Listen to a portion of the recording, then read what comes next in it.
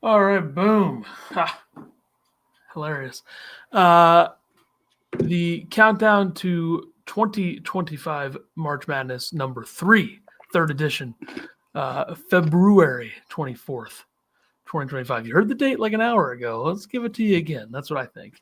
Uh, and we begin really in a spot where we typically, okay, Finkel, come on. We'll get there. Begin in a spot where we typically do, which is the headlines of the week. And we start with the Michigan State Spartans, who have won 3 straight, including road wins at Illinois and Michigan. They beat Purdue as well. They beat Illinois by 14. They beat Purdue by 9, and they beat Michigan by 13. This most recent one against Michigan was a game where you see something from Purdue that you, or from Michigan State, that you don't always see, which is them shooting 40% from 3. They shot 41% from 3 in this game. Jace Richardson was big time, 21-6. They had 3 steals as well. Michigan State now 13-3 in the Big Ten. They've finally gotten to number 10 on KenPom. They've not been top 10 all year. In fact, when they were undefeated in the Big Ten, they were 17th on KenPom. They started the year 35th. This is a team that's obviously outperformed the expectations, and their record shows it. And they, entering a really hard stretch. They still play Maryland on the road. That'll be Wednesday. They got Wisconsin still. They got Michigan again at the end of the year. But I don't know. You've been kind of against Michigan State at times, understandably this season. But now it seems that you think they're legit now.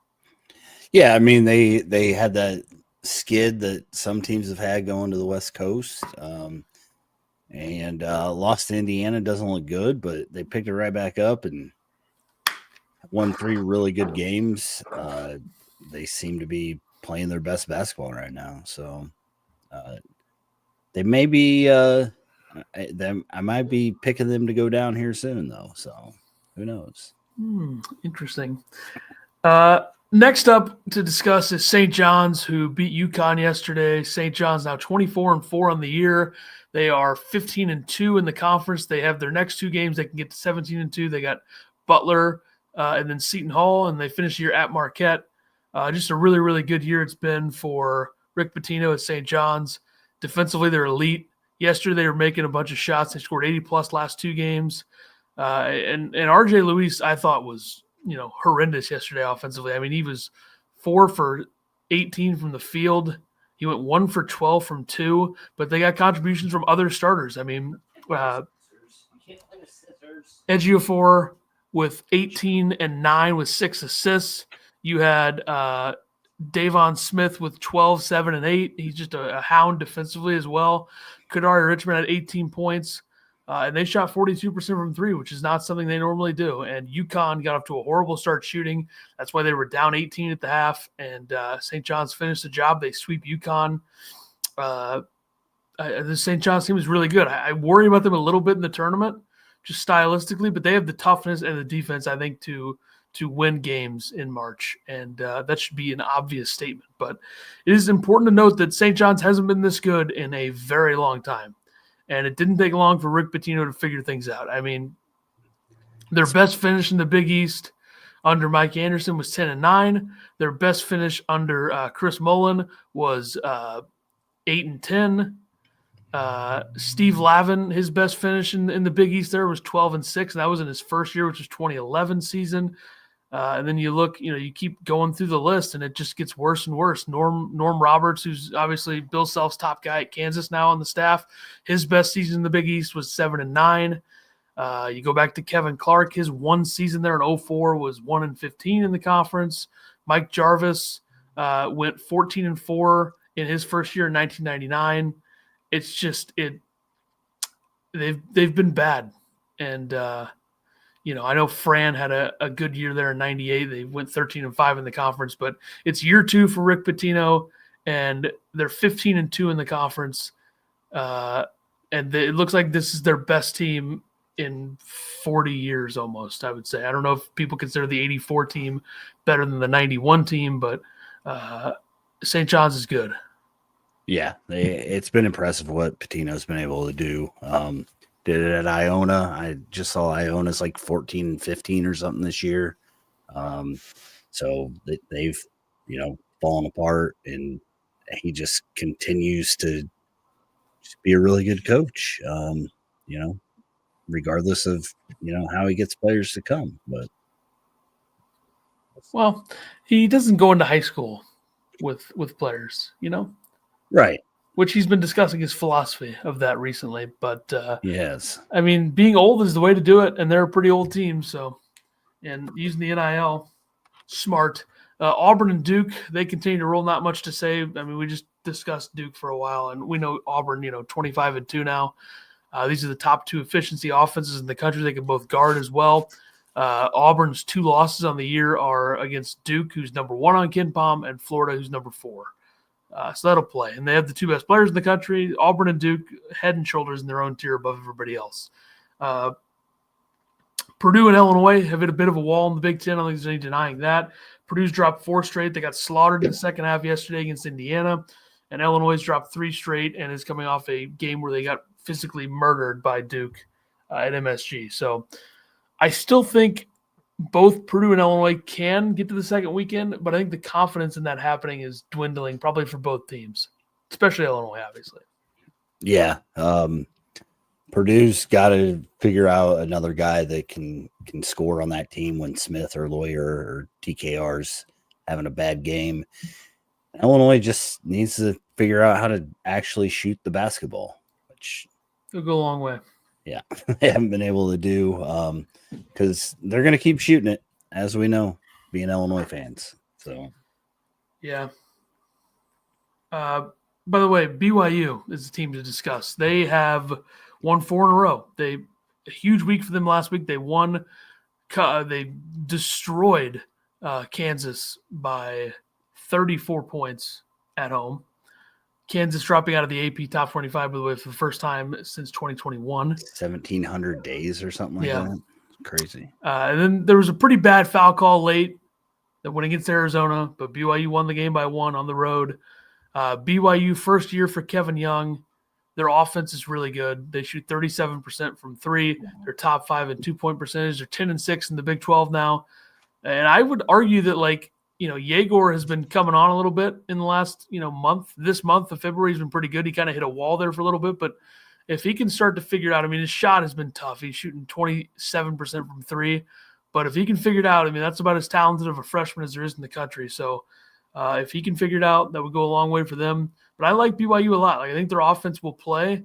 And I think they have, the length and a couple athletes to where I think – defensively, they can hang with a lot of teams to where they can, not get beat in the first round of the tournament like they did last year against Duquesne. So I like BYU a lot. There are 2 teams right now in the top 30 on KenPom with 10 or more losses. Can you name those 2 teams? No chance.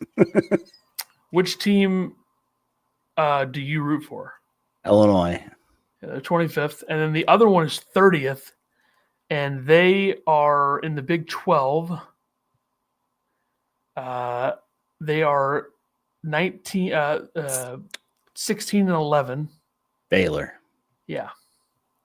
Ohio State's 33rd, by the way. They're 15 and 13. So, and Purdue is 1 loss away from 10, as is Arizona. See how that trends. As is Kansas, who's 21st. And then the most effective 5-man lineups with 140 possessions played on the Evan Maya metric site I was looking at. I found it quite interesting. There is a unit for Illinois that should probably play more than they do, I think, is my take. And that is obviously the Yakachonis, Boswell, Riley, Humrickhouse, Ivisic lineup, which is probably what Illinois should just roll with tomorrow night, I would think, at this point. But the most effective in efficiency overall in the country is Clemson, the Hunter, Lakin, Scheifelen, Zachary lineup of Clemson is the most effective. And interestingly enough, the Duke starting lineup is actually 6th on this list, as is Auburn's, which is 7th. So those 2, very good, but obviously not the best in the country. But guess what? They're the best teams in the country. So what does it matter? And Iowa State, for them to be without Gilbert and Jones against Houston And for them to somewhat hang around, I mean, they lost by 9, but for them to not have their 2 top scorers and hang around with a really, really physical, good Houston team, that's pretty impressive, especially when, LJ Cryer is not going to play much better than he played on Saturday. He had 28 points, 11 of 17 shooting, 5 rebounds, had an assist, had a steal. So we'll see what happens with Iowa State. But that lineup there they have is second in the country in terms of effectiveness as a lineup.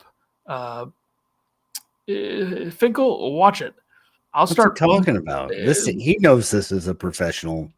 I'll say the word podcast. Fuck right now, though, if I have to. Sleeve Nash says, "How's everyone doing? Do y'all read chat?" Yeah, we read chat. No, we don't. Ethan likes to talk a lot, though, so I can't really. Yeah, I don't like the chat. All right. Trying to roll through, have a short episode here, get this shit over with. Illinois is pissing me off, so it's ruining college basketball for me in some ways, but it's fine. But I have an 18 pages of bubble stuff right here, so we'll get to that. Mid-major hoops. The Big West continues to roll. UC San Diego, UC Irvine, a couple of great teams. UC San Diego is now 36th on KenPom's rankings, and they haven't lost since January 18th, so keep an eye on the Tritons of UC San Diego. McNeese is now 16-1 in Southland Conference play. Will Wade is 33-2 in the conference in his 2 years there so far. Something to look here at the in the Conference USA. Liberty has their most effective and balanced offense in the way of 2-point percentage and 3-point percentage since they last made the tournament in 2021. They're 10-4 in conference play. And then Yale went 7-6 in non-conference play, but they're now 11-0 undefeated in the Ivy League with a win over Columbia by 26 over the weekend. They're also 11th in the country in 3-point percentage. They got Pulakidis shoots 40%. Townsend's 22 for 45 in the year for 49%. And Bez Mbang is 38% from 3. So something to look at there with Yale. Now we go to bracketology and the bubble. The 7 through 9 lines could be better than ever this year. Lot of teams that could end up on the 7, 8, or 9 line and be like, whoa, we have to play them. And if you look at bracket matrix right now, folks, it's loading. You have Oregon on the 7 line, St. Mary's on the 7 line. Louisville, I think, is, they're fine, but I think they're very beatable as a 7 seed. Illinois hanging on for dear life on the 7 line. And then the 8 line has Memphis, Creighton, UConn, Gonzaga. And then the 9 has Utah State and New Mexico from the Mountain West, both good teams. New Mexico has one of the best guards in the country, Donovan Dent. Baylor has VJ Edgecombe, a really good coach, and maybe the ability to win a march after losing last year to Clemson. And then BYU, who we've talked about with their offense. So it doesn't pay to be a 1 or a 2 seed this year, I think, in some ways, with what these matchups could look like.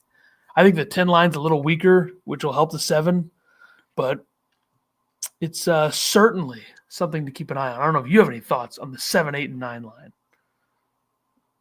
Nope. It's going to be very good. Yago Brackets is number 1 on Bracket Matrix. They had Illinois as a 7 seed still as of yesterday when I looked. And then Auburn, Duke, Florida, Alabama are on their 1 line. So SEC dominance there.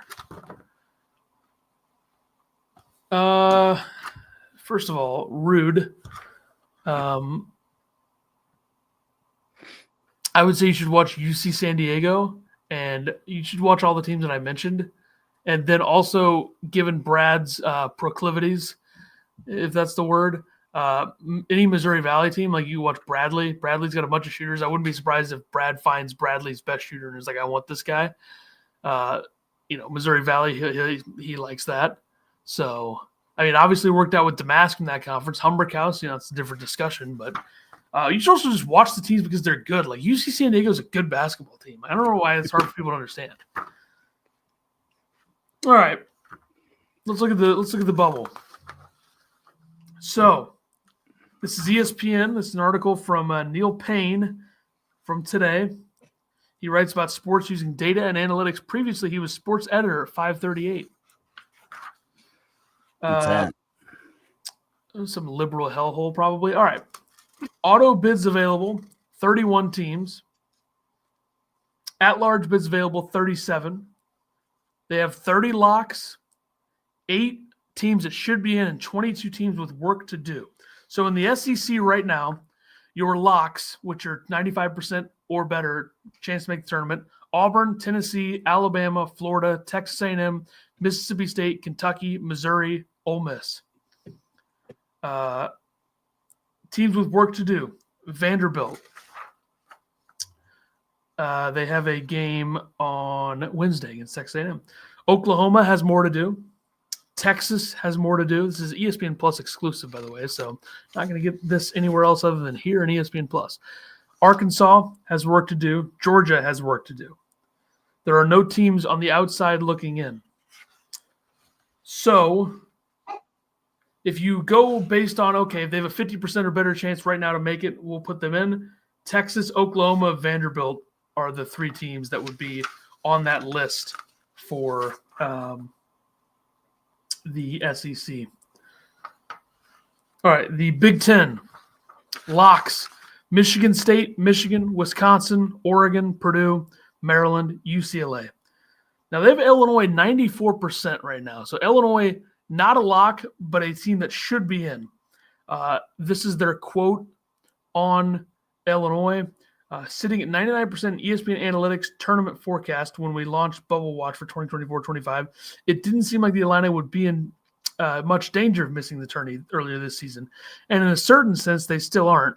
The model now lists their odds at 94% as they're top 40 in both strength of record and wins above something, with 7 wins against top 50 opponents and 11 against the top 100. However, Illinois has also lost 3 straight in 8 of its past 13 games, capped off by an ugly 43-point loss to Duke on Saturday. It's still not time to worry much yet, but the Illini are here because they dropped below the 95% lock threshold in the model. So they're still right on it. Nebraska has work to do, but odds are in their favor. Ohio State slightly above 50% as well. Indiana 44%. We'll see if they can get an Indiana team to look at, though, with that big win over Purdue. And then outside looking in, Northwestern, Iowa, Rutgers, USC, and Minnesota. Big 12 locks: Houston, Texas Tech, Iowa State, Arizona, Kansas, and BYU is in the same spot as Illinois. 94% should be in. 85% for Baylor as well. And West Virginia has work to do. Cincinnati is in a tough spot, as is TCU. Arizona State, UCF, Kansas State, Utah on the outside. Utah just fired their coach, so I think that they think they're not going to make it. ACC, Duke, Clemson, Louisville are locks. Teams with work to do: SMU, but 62% chance. Wake Forest, 47%. And North Carolina. Here's the thing with North Carolina. North Carolina doesn't belong anywhere near the NCAA tournament. This is a team that is 1-10 against quad 1 opponents. 1-10, and they shouldn't be anywhere near. If North Carolina wasn't the brand that they are, I don't think they'd be anywhere near it. Pitt has work to do as well. And Stanford is on the outside looking in. Big East, St. John's, Marquette, Creighton are locks. UConn should be in 94%, same as Illinois and BYU. Xavier, 27% chance. And then Villanova, Butler, Georgetown, Providence, outside looking in. Mid-major locks are Memphis, St. Mary's, and Utah State. New Mexico, 93% should be in. Gonzaga, 83% should be in. Drake, 73%. VCU, 72%. And then San Diego State, Liberty, Boise State, George Mason, North Texas. Those teams need to kind of win their conference to make things easier. And then Dayton, Bradley, Jacksonville State, Northern Iowa, Colorado State all need to be looked at as on the outside looking in. Teams with work to do, the greatest mid-major team in history, UC San Diego, which it's bullshit. They should be 100% in. It's bullshit. UC San Diego would wipe the floor with North Carolina on a neutral site. Guaranteed. That's what I have to say about that. All right. That's the bubble. Something to keep an eye on there. Congrats to those teams that are supposed to be in. Yeah, okay. All right. You're muted. Stop watching Illini cast in, Finkel. Biggest games of the week. We're doing it again. Houston at Texas Tech tonight. Give me the Red Raiders coming off a loss. Houston.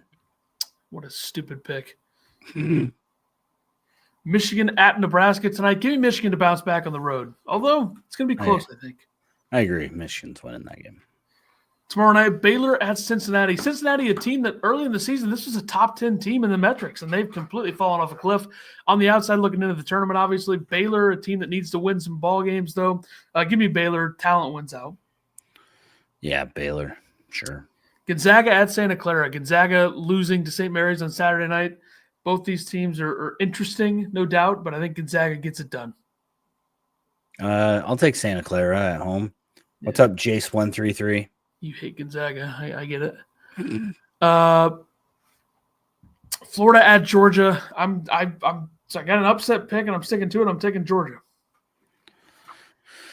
No shot. Florida. Okay. Mississippi State at Alabama. I just don't trust Mississippi State. Give me the Crimson Tide. Yeah, Alabama. New Mexico at San Diego State. San Diego State coming off of a loss. New Mexico also lost last week, but I think New Mexico is better. I think they'll go on the road and win. No clue about either of these teams. I'll take the home team, San Diego State. You need to watch more college basketball. There's too many Big Ten games on to watch other teams. Yeah, but New Mexico, San Diego State is probably like a 9 or 10 o'clock game. Yeah. And I'm sure I'll have it on. I just UC San Diego, when they play, it's late, so you can watch that. I haven't been able to watch them. Michigan State at Maryland. Give me Maryland. Protect home floor. Same. That's Wednesday night? I lied. Michigan State. Whoa. Real Sophie's choice. Kentucky at Oklahoma. Kentucky. Oklahoma's trash. I'm going to take Oklahoma in this one. I don't trust Kentucky at all. Ohio State at USC. Give me the Buckeyes to bounce back on the road. USC. Texas at Arkansas. Give me Arkansas to protect home court. Yeah, Arkansas. Utah State at Boise State. I'm not picking against Boise State again. I'll take Boise State. I'll take the Utes. It's actually not the Utes. It's the Aggies. Jesus, you're embarrassing yourself and the podcast. Am I? Ole Miss at Auburn. Give me Auburn. All 12 people that listen to this thing? There's a ton of people in here. I'll take Auburn. Vanderbilt at Texas A&M. Give me Vandy on the road with a big win to fuck up the bubble. I'm taking Texas A&M. George Washington at Loyola Chicago. Give me the first president of the United States to go on the road and get it done. I don't know why this game's even on here. I don't know why I put it on here either, honestly. I mean, Loyola Chicago's good. They might make the tournament. I'll take President Washington also. Thursday night. There are so many games on this list. Holy cow. North Texas at FAU. I'll take FAU because they're at home. Suit yourself. By the way, George Washington is higher rated than who we're talking about. 3-point shooting. Well, everybody is. Who'd you say again? The home team. FAU. UC San Diego at Cal State Northridge. I mean, we got to roll UC San Diego here. Yeah, maybe the best team in the country. So they're up there. Rutgers at Michigan. I think Michigan has a good week. I think they win both this game, but I think they might lose the Illini on Sunday. Keep an eye on that. Yeah, I'll take Michigan at home. UC Riverside at Hawaii. Give me Riverside to go on the road and take care of business. Yeah, I'll take Riverside because I don't want to have to say Hawaii like that. Well, it's the way it's on there, so we know what to do. I wrote it, but still. UAB at Wichita State. Give me UAB. I'll take the home team. Give me the Corn Shuckers. What are they? Shockers. Chattanooga at UNC Greensboro. Give me UNC Greensboro to protect home court. Same. Friday night, UCLA at Purdue. Give me Purdue. Purdue at home. Yeah. Kent State at Akron. I think Akron bounces back after losing last week. Give me Akron. Yeah, fighting John Grosses all day. Nevada at UNLV. Get Nevada on the road. Yeah, I'll take Nevada. Why not?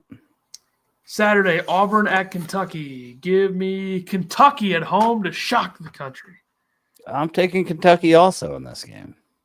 Texas Tech at Kansas. I think Texas Tech is better, but I think Kansas wins at home. I'm taking Texas Tech. Kansas is trash. Arizona at Iowa State. If Iowa State's got their guys back, I'll take them. Revenge. I'll take Arizona.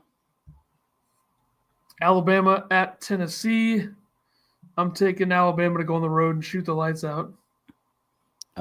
Tennessee, too tough at home with their defense. All right, list continues. Missouri, Vanderbilt. I'll take Vanderbilt. Big week for Vandy continues. I'm taking them in this one as well. If they beat Florida and Missouri next week, the bubble just lost a spot because Vandy's going to get in. Creighton at Xavier. I will take Creighton to go on the road. I think they're better. And Xavier, big game for them with the bubble. I agree, Creighton. Texas A&M at Florida. Florida bounces back after they lose to Vanderbilt. Florida. Creighton and Xavier's on here twice, so we can't pick it twice. Gonzaga at San Francisco. Gonzaga, I think they collect 2 road wins this week. I'll take them over San Francisco. I'll take Gonzaga this game. Georgia at Texas. I think Georgia beats Florida earlier in the week. I think Texas loses to Kentucky, but I think, or not Kentucky, Texas loses to whoever I said earlier or whatever. If we even picked Texas, I don't even know. I'm taking Texas. I think we did. Who cares about this game? I'll take It's Georgia. a bubble game. They're both in the bubble. Stupid bubble. And Georgia's got a lottery pick on there. Both of these teams have a lottery pick. Trey Johnson's a top 10 guy, and Asa Newell's a potential, 10 to 12 guy. I mean, what are we doing here? Let's be a good ball game. Trying to rally up, Ethan. Everybody's falling asleep over there. Oklahoma at Ole Miss. Give me Ole Miss at home. Ole Miss. Oklahoma's trash still. Samford at UNC Greensboro. Samford's offense, bucky ball. I'll take Samford. Yeah, I mean, me, you, and Jeffrey would all take Samford. I don't know why we're even talking about it. Sunday, Wisconsin at Michigan State. Give me the Spartans to win. I'll take Wisconsin beating Michigan State. Illinois at Michigan. I'm taking Illinois. Taking Illinois also. Memphis at UAB. Give me Memphis on the road. Yeah, Memphis has been playing really well. Dane Danger, man, I wish Illinois had him. I agree. Northern Iowa at Bradley. I'm taking Bradley. Bradley. One of the best three-point shooting teams in the country. Certainly the best three-point shooting team in the state of Illinois. Murray State at Belmont. What the fuck is this game on here for? I'm going to take Belmont. I'll take the home team, Belmont. Princeton at Cornell. One. Princeton's been disappointing this year. I don't think anybody's going to beat Yale in the Ivy League, but I'll take Princeton in this game. Sure. Princeton. Right. Give them to me. 5 picks of the week. I went 1-4 last week. My only win was UCLA yesterday. So I went 2-3. I think I'm through 2 weeks. I think I'm 4-6. I think I've went 2-3 and 3-2, 5-5 maybe. I could be wrong, but my 3 non-upset picks of the week we've already picked essentially. Right. Even though I'm taking Texas Tech tonight at home over Houston. I'm not considering that an upset. So that's how confident I am. I'm taking Maryland over Michigan State and UC San Diego over Cal State Northridge. Those are the 3 non-upsets that we've already picked. I think that I picked nothing but upsets, but well, you lost in the formula. Michigan State wins at Maryland. Kentucky beats Auburn. Vandy beats Mizzou. Wisconsin wins at Michigan State, and Illinois wins at Michigan. Are my picks. Big Ten heavy, like normal. My 2 upsets are Georgia over Florida and Vanderbilt over Mizzou. So I finally didn't double myself and make the wrong pick one time. I mean, I got to think Michigan State, Maryland's got to be close to a pick 'em, and then all the rest are upsets, I would say. So Illinois, Michigan won't be that big of an upset. True. But all right, well, this is my worst performance ever. But Illinois really pissed me off, and it's back-to-back podcasts too. So we did an hour total, basically. So. Yeah, and we exercised before this by shooting 13 basketball shots. I don't know if I'd say that, but I was out of breath. Yeah. All right. Well, this show's gonna get better. Maybe I'll find a guest for next week. Yeah, maybe somebody instead of me would work. If you want that, fine. Jeez. I think I say that every year. I'm always here for you, Ethan. And if then you all of need a me. sudden, John Fanta is here instead of you, and you're like, whoa. No, That'd be awesome. I would. He doesn't want to talk to us. Maybe Rico Bosco will come on if I ask him. I'll inquire. But all right, Illini watch party tomorrow night. Episode 256 after that sometime, and then there's another game on Sunday, and then we do this again next Monday. So, simply then, goodbye.